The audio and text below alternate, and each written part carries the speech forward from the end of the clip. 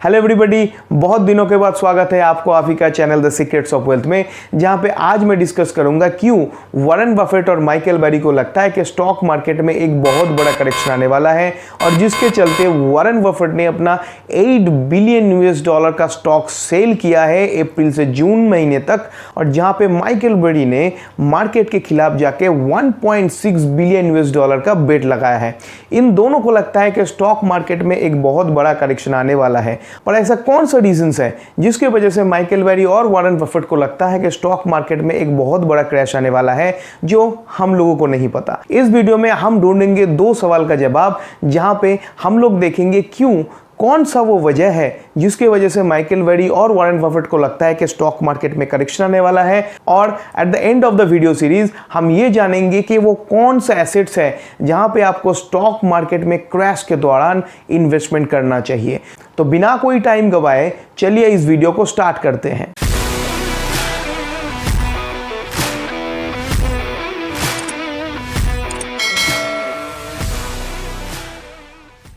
तो पहले सवाल पे आते हैं, क्यों माइकल बेरी और वॉरेन बफेट को लगता है कि मार्केट में क्रैश आने वाला है, जिसके वजह से उन्होंने या तो अपना पोजीशन सेल किया है और या तो अपना शॉर्ट पोजीशन होल्ड करके रखा है। इसका पहला रीजन है इकोनॉमिक साइकिल। इकोनॉमिक साइकिल को अगर आप समझना चाहते हैं तो आपको पहले 3 चीज़ों में ध्यान देना पड़ेगा। एक है expansion, number 2 contraction and then pick.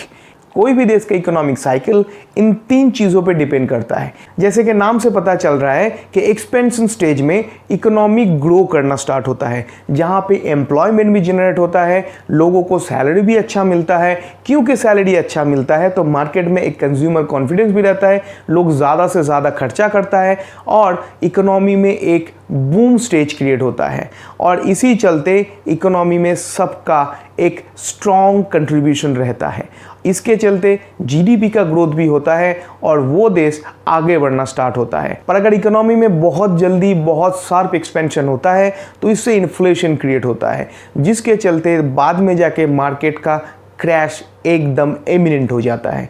क्योंकि इकोनॉमी में लोगों के पास पैसा होता है तो लोगों का एक्सपेंडिचर हैबिट बदल जाता है, वो लोग ज़्यादा से ज़्यादा खर्चा करना चाहता है। पर उस हिसाब से अगर कंपनीज प्रोडक्शन नहीं कर पाता है और या तो सप्लाई चेन में कोई डिस्रप्शन आ जाता है तो इससे इन्फ्लेशन बहुत जल्दी फास्ट बढ़ना स्टार्ट हो जाता है और इसी चलते बहुत जल्दी इकोनॉमी अपना पीक पे जाके पहुंचता है, जो अभी के दौरान हुआ है। उसके बाद आता है कॉन्ट्रैक्शन।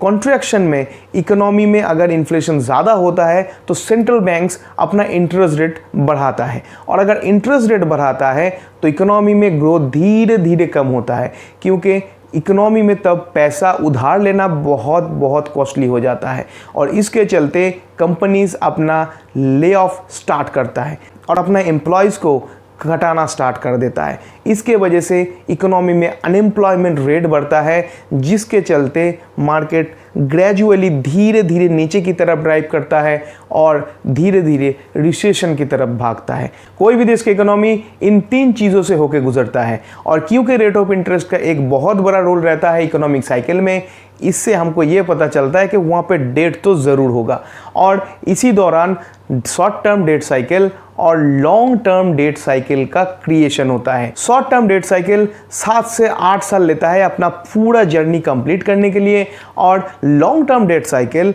90 to 100 ईयर्स लेता है अपना पूरा जर्नी कंप्लीट करने के लिए। इस चार्ट से आपको दिख रहा होगा कि शॉर्ट टर्म डेट साइकिल जो हर 7 से 8 साल के बीच आता है, और लॉन्ग टर्म डेट साइकिल जो 90 से 100 साल के बीच अपना पूरा एक सर्कल कंप्लीट करता है। और जब हर 90 से 100 साल के बीच लॉन्ग टर्म डेट साइकिल अपना पूरा साइकिल खत्म करता है, उस टाइम पे इकोनॉमी में एक बहुत बड़ा चेंज आता है। एक नया पावर पुराने पावर को चैलेंज करता है, मतलब एक एग्जिस्टिंग वर्ल्ड ऑर्डर को एक नया वर्ल्ड ऑर्डर चैलेंज करने लगता है, और अभी यही हो रहा है। जैसे कि सबको पता ही है, ब्रिक्स नेशन जो एक नया पावर के रूप में इमर्ज कर रहा है, जहां पे हम लोगों का देश इंडिया भी शामिल है, यूएस को एक कड़ा मुकाबला दे रहा है।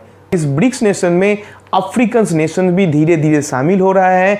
यूरोपियन यूनियन के साथ अफ्रीका नेशंस का डिस्टेंस इकोनॉमिकली और पॉलिटिकली बहुत बढ़ रहा है, और जिसके चलते अफ्रीकन नेशंस भी ब्रिक यूनियन में शामिल होना चाहता है यूरोपियन यूनियन को छोड़ के, और धीरे धीरे ब्रिक्स का पावर बढ़ रहा है, और हो सकता है ये आगे जाके यूएस को एक इकोनॉमिकली बहुत बड़ा चैलेंज के सामने ला के खड़ा करे। और यही चीज़ मेरे ख्याल से वर्डी और वॉरेन बफेट को सता रहा है, जिसके वजह से उनको लगता है कि डॉलर में एक बहुत बड़ा मेजर चेंज आने वाला है, और वर्ल्ड रिजर्व करेंसी से हो सकता है डॉलर को ब्रिक्स नेशन का करेंसीज रिप्लेस भी कर दे, क्योंकि बहुत सारा कंट्रीज आज के ज़माने में यूएस डॉलर को छोड़ के अपने नेटिव करेंसी से एक्सपोर्ट और इंपोर्ट का बिजनेस कर रहा है, और यही चीज़ यूएस डॉलर को आगे जाके एक बहुत बड़ा चैलेंज देने वाला है। नंबर 2 रीज़न है banking crisis and high interest rate. जैसे कि सबको पता ही है कि यूएस में अभी रेट ऑफ इंटरेस्ट है 5.5%, जो कोविड के टाइम पे ऑलमोस्ट ज़ीरो में था। धीरे धीरे ये 5.5 तक पहुंचा है, मतलब सीधा 5.5% का एक sharp growth with in 2 years US को देखने को मिला है, जिसके चलते सिर्फ लोकल बिजनेसेस पे भी नहीं पर बैंक्स में भी एक बहुत बड़ा प्रेशर आया है, और जिसके चलते कुछ महीने पहले बहुत सारे regional banks including silicon valley bank अपना बैंकरप्सी फाइल कर चुका है, और अभी भी 10 रीजनल बैंक्स को मूडी ने डाउनग्रेड किया है। और साथ ही साथ सबसे बड़ा खबर ये है कि फिच ने भी जेपी मॉर्गन को ये हिंट दिया है कि इन फ्यूचर उनको भी फर्दर डाउनग्रेड किया जा सकता है, और ये सब फेमस रेपुटेड रेटिंग एजेंसीज के द्वारा यूएस बैंक्स को डाउनग्रेड किया जा रहा है कंटिन्यूअसली। जैसे कि आपको इस चार्ट में दिख रहा होगा कैसे रेटिंग एजेंसीज ने बैंक्स को डाउनग्रेड किया है, और इन फ्यूचर में भी हो सकता है इनका डाउनग्रेडेशन और भी बढ़े और भी बदतर हो। और ये सब रेटिंग एजेंसीज ने ये भी कहा है कि हो सकता है इन फ्यूचर बहुत सारे बैंक्स को और भी डाउनग्रेड किया जाए। ये भी एक पॉइंट है जिसकी वजह से मुझे लगता है कि ये 2 दिग्गज इन्वेस्टर्स को लगता है कि अभी मार्केट में बहुत कुछ देखना बाकी है, बहुत बड़ा क्रैश आना बाकी है, जिसके वजह से इन दोनों ने मार्केट में शॉर्ट पोजीशन लिया है। नंबर 3 है हाई इन्फ्लेशन इन्वायरमेंट। अभी इन्फ्लेशन यूएस में हाई है, ये सबको पता है। बीच में 8% के ऊपर भी इन्फ्लेशन चला गया था यूएस में, जहां पे यूएस का एवरेज इन्फ्लेशन रहता है 2 से 3% के बीच। अभी वो इन्फ्लेशन रेट ऑफ इंटरेस्ट बढ़ने के वजह से घट के आया है 3.2%। पर यहीं पे ही सब कुछ खत्म नहीं होता है। यूएस फेड को माने तो यूएस का आइडियल इन्फ्लेशन होना चाहिए 2%, और 2% में रेट ऑफ इन्फ्लेशन को लाने के लिए यूएस गवर्नमेंट कुछ भी करेगा। हो सकता है कि उनको अगर रेट ऑफ इंटरेस्ट फर्दर बढ़ाना पड़े तो वो लोग फिर से ये बढ़ाने का कोशिश ज़रूर करेगा, और यही चीज़ मार्केट में एक नेगेटिव सेंटिमेंट क्रिएट कर रहा है, क्योंकि जब भी मार्केट में रेट ऑफ इंटरेस्ट बढ़ता है तो वहाँ पे मार्केट में एक क्रैश और मार्केट का डाउन टर्न इमिनेंट हो जाता है, और यही चीज़ मार्केट को डरा रहा है। क्योंकि अगर रेट ऑफ इंटरेस्ट कंटिन्यूअसली बढ़ाया जाए तो इससे मार्केट में एक नेगेटिव इम्पैक्ट आता है, क्योंकि रेट ऑफ इंटरेस्ट हाई होता है, कॉस्ट ऑफ बोरोइंग हाई होता है, उस टाइम पे बिजनेस एक्सपेंशन कम होता है। अगर एक्सपेंशन कम होता है, प्रोडक्शन कम होता है, तो अनएम्प्लॉयमेंट रेट भी बढ़ेगा। धीरे धीरे कंपनीज अपना एम्प्लॉयज़ को सैक करेगा, जिसके वजह से अनएम्प्लॉयमेंट रेट भी बढ़ना स्टार्ट होगा, और इसके चलते मार्केट धीरे धीरे डिफ्लेशन और मार्केट क्रैश की तरफ जा सकता है, रिसेशन की तरह फिर से एक बार यूएस इकोनॉमी मूव कर सकता है। इसी के चलते मार्केट में एक नेगेटिव सेंटिमेंट छाया हुआ है। हो सकता है ये भी एक कॉज है जिसके वजह से इन दोनों ने मार्केट में शॉर्ट पोजीशन लिया है। नंबर 4 रीज़न है मार्केट वैल्यूएशन। मार्केट वैल्यूएशन में हम लोग सबसे रिलायबल जो इंडिकेटर है, जिसको बफेट इंडिकेटर बोलते हैं, उसको मेजर करते हैं। यहाँ पे मार्केट कैप टू जीडीपी का एक रेशियो निकाला जाता है, और वहाँ पे ये देखा जाता है कि मार्केट का जो कैपिटलाइजेशन है वो जीडीपी का कितना % है, और ये वैल्यूएशन इंडेक्स अभी इंडिकेट कर रहा है कि market cap to GDP ratio US में है 165%। इसका मतलब है जीडीपी का 165% है स्टॉक मार्केट का प्रेजेंट कैपिटलाइजेशन, मतलब market is highly over valued right now. Number 5 है अनएम्प्लॉयमेंट रेट। अभी यूएस में अनएम्प्लॉयमेंट रेट है 3.5%, जो 1969 से सबसे न्यूनतम स्थिति में है। और यही चीज़ किसी किसी इन्वेस्टर्स को बहुत अच्छा लग रहा है, उन लोगों को ये चीज़ बहुत पॉजिटिव लग रहा है, पर माइकल वरी और वॉरेन बफेट को ये चीज़ बिल्कुल भी पॉजिटिव नहीं लग रहा है। इसका रीज़न ये है कि जब भी देखा गया है कि यूएस में अनएम्प्लॉयमेंट रेट 5% से नीचे गया है और इन्फ्लेशन रेट 4% से ऊपर गया है, तभी मार्केट में रिसेशन आया है। और ये डेटा लास्ट 75 इयर्स का यूएस का डेटा से हमको पता चलता है। और यही सिचुएशन अभी चल रहा है जहां पे 3.5% है अनएम्प्लॉयमेंट रेट और इन्फ्लेशन रेट है 4% के ऊपर। और यही चीज़ यूएस में एक रिसेशन ला सकता है।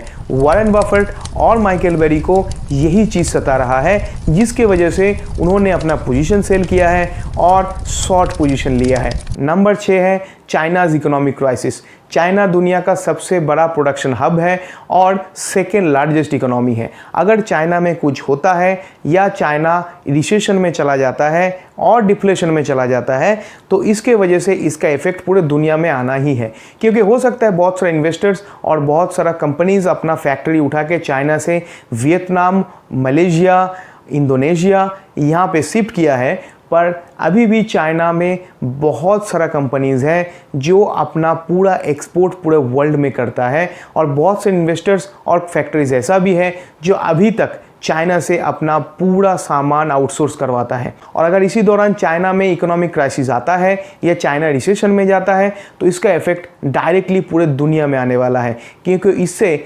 सप्लाई चेन में एक डिस्ट्रप्शन क्रिएट होगा और जिसके चलते इन्फ्लेशन फिर से पूरे दुनिया में बढ़ना स्टार्ट होगा, इंक्लूडिंग यूएस। और यही चीज़ ये दो बड़े दिग्गज इन्वेस्टर्स को सता रहा है। अगर चाइना का इकोनॉमी को देखा जाए तो ये इकोनॉमी पूरी तरीके से रियल एस्टेट पे आधारित था और रियल एस्टेट एक बहुत बड़ा रोल प्ले कर रहा था चाइनीज़ डेवलपमेंट में। और चाइना का सबसे बड़ा real estate company Evergrande 300 billion US dollar का डेट डिफॉल्ट के साथ बैंकरप्सी सूट फाइल कर चुका है।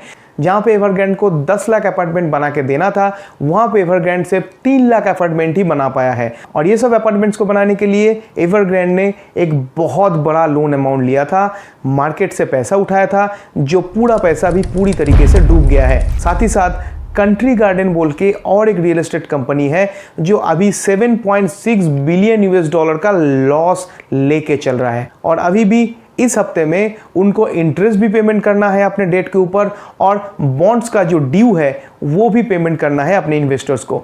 और साथ ही साथ बहुत सारा अनपेड बिल्स हैं जो ये कंपनी अभी तक क्लियर नहीं किया है। ये सब के चलते चाइनीज़ इकोनॉमी में एक बहुत बड़ा क्रैश अभी पेंडिंग है, जो इन फ्यूचर में आपको देखने को मिल सकता है। और अगर सच में ऐसा कुछ होता है तो चाइनीज़ कंपनीज बंद होना स्टार्ट होगा, अनएम्प्लॉयमेंट रेट बढ़ना स्टार्ट होगा, सप्लाई डिसरप्शन होगा यूएस में, क्योंकि यूएस का एक बहुत बड़ा सप्लाई जाता है चाइना से। इससे इन्फ्लेशन यूएस में फिर से एक बार बढ़ना स्टार्ट होगा due to lack of supply of goods and services. यही चीज़ है जो मेरे ख्याल से ये दो इन्वेस्टर्स को सता रहा है अभी। 7 नंबर रीज़न है रशिया यूक्रेन वॉर। देखा जाए तो ये रशिया और यूक्रेन के बीच का ही वॉर है, पर एक्चुअली ये यूएस और यूरोपियन यूनियन के खिलाफ रशिया का वार ही माना जाएगा। और ये लड़ाई अभी थमने का नाम ही नहीं ले रहा है, और जिसके वजह से सप्लाई चेन में एक बहुत बड़ा डिस्ट्रप्शन आने वाला है, जिसके चलते ऑब्वियसली रशियन ऑयल पे बैन भी लगा रहेगा। और साथ ही साथ अफगानिस्तान इशू और ईरान इशू को लेके यूएस के साथ सऊदी का डिस्टेंस बढ़ना स्टार्ट हो गया है और ये कंटिन्यूअसली बढ़ ही रहा है।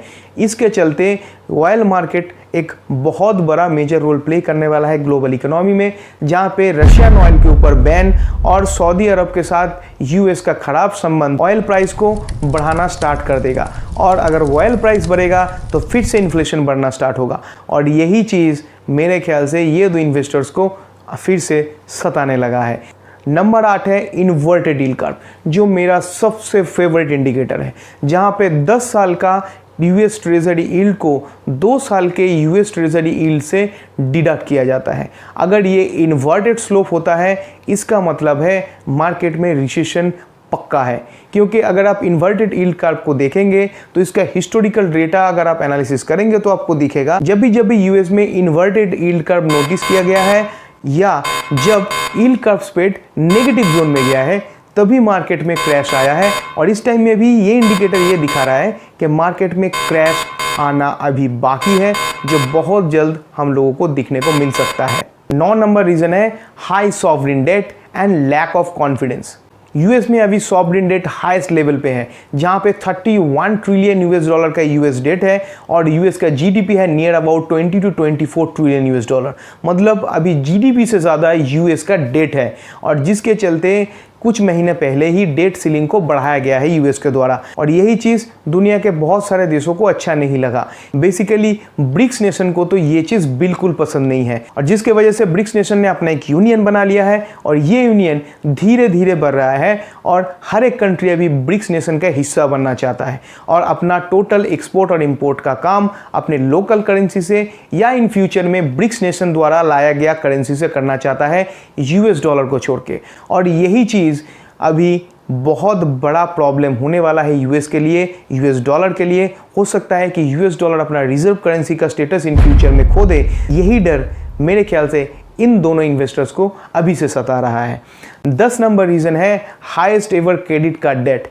अगर आप क्रेडिट कार्ड डेट का बात करें तो यूएस में अभी क्रेडिट कार्ड डेट है 1 ट्रिलियन यूएस डॉलर, जो हिस्टोरिकली सबसे हाईएस्ट लेवल में है। और अगर इस सिचुएशन में फिर से एक बार इन्फ्लेशन बढ़ना स्टार्ट होता है और इन्फ्लेशन के चलते मार्केट रिसेशन की तरफ धीरे धीरे बढ़ने लगता है, अनएम्प्लॉयमेंट रेट बढ़ने लगता है, तो ये huge credit card debt payment करना भी यूएस सिटीजन्स के लिए एक बहुत बड़ा हेडेक बन जाएगा। और हो सकता है कि इन फ्यूचर में डेलिक्वेंसी रेट भी क्रेडिट कार्ड का बढ़े और इससे एक मेजर डाउन टर्न होने का संभावना बहुत हाई है, जिसके वजह से ये दो इन्वेस्टर्स इसको बहुत नेगेटिवली ले रहा है और इन फ्यूचर में मार्केट में क्रैश का एक प्रेडिक्शन करके बैठा है और अपना शॉर्ट पोजीशन मार्केट में लेके बैठा है। 11 नंबर रीजन है student loan forgiveness. Presidential election जीतने के बाद जब बाइडेन एडमिनिस्ट्रेशन पावर में आया था, तब उन्होंने एक रेवोल्यूशनरी डिसीजन लिया था।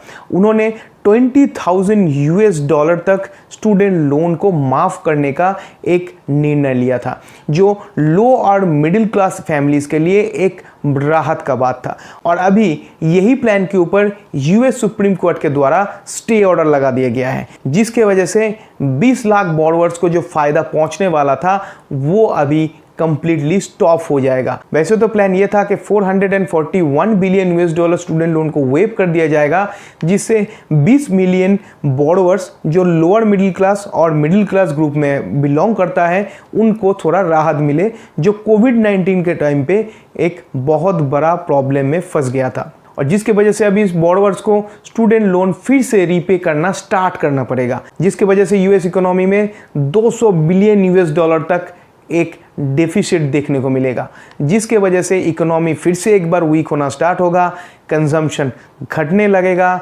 एक्सपेंडिचर घटने लगेगा, क्योंकि लोग ज़्यादा से ज़्यादा पैसा अपना डेट को चुकाने के लिए खर्च करेगा, ना कि कुछ सामान खरीदने के लिए, कुछ कंज्यूमर प्रोडक्ट खरीदने के लिए। और यही चीज़ इन फ्यूचर कंज्यूमर स्पेंडिंग को भी घटाएगा और डोमेस्टिक प्रोडक्शन को भी ये बहुत बहुत नीचे लेके जाएगा, जिसके वजह से हो सकता है इन फ्यूचर हमको जॉब कट देखने को मिले, रिसेशन देखने को मिले, इकोनॉमिक स्लो डाउन देखने को मिले। और यही चीज़ मेरे ख्याल से ये दो इन्वेस्टर्स को सता रहा है अभी, जिसके वजह से इन दोनों ने ये डिसीजन लिया है।